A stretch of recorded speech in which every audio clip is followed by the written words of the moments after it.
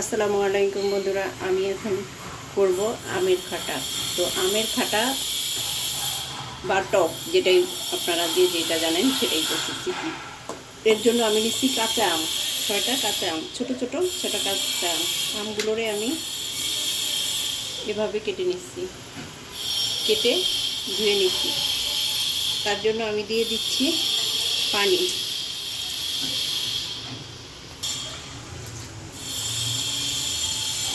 লবণ 1 চামচ পরিমাণ লবণ দিলাম, কারণ টকের মধ্যে একটু লবণটা বেশি দেওয়া লাগে। দিচ্ছি এই পরিমাণের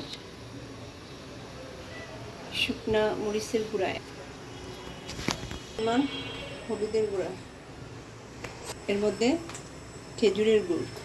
আপনারা আখের গুড় দিতে পারেন, তালের গুড় দিতে পারেন, অথবা চিনি দিতে পারেন, যার যেটা ভালো লাগে সে সেভাবেই করবেন। আমটা সিদ্ধ হওয়া পর্যন্ত অপেক্ষা করব। আম খুব কম আছে, এই জন্যই আমি কম পরিমাণেই দেখাচ্ছি। আমার আমটা সিদ্ধ হয়ে গেছে। খাটার ভিতরের আমে কিন্তু কোনো টক থাকে না, টকটা পুরোটাই বের হয়ে যায় এই ঝোলের মধ্যে। এটাই মজা, আমটা টকটা পুরোটাই বের হয়ে গেছে এটার মধ্যে। আমি চুলায় আর একটা কড়াই দিয়ে নিচ্ছি, এটার ভিতরে 2-3 কোয়া রসুন দিয়ে আমি একটা বাগার দিব।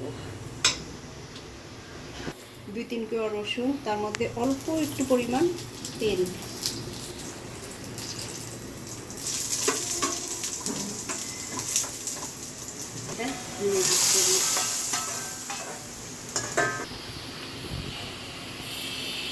ডায়াবেটিস তারা একটু গুড় অথবা চিনি হালকা দিবেন।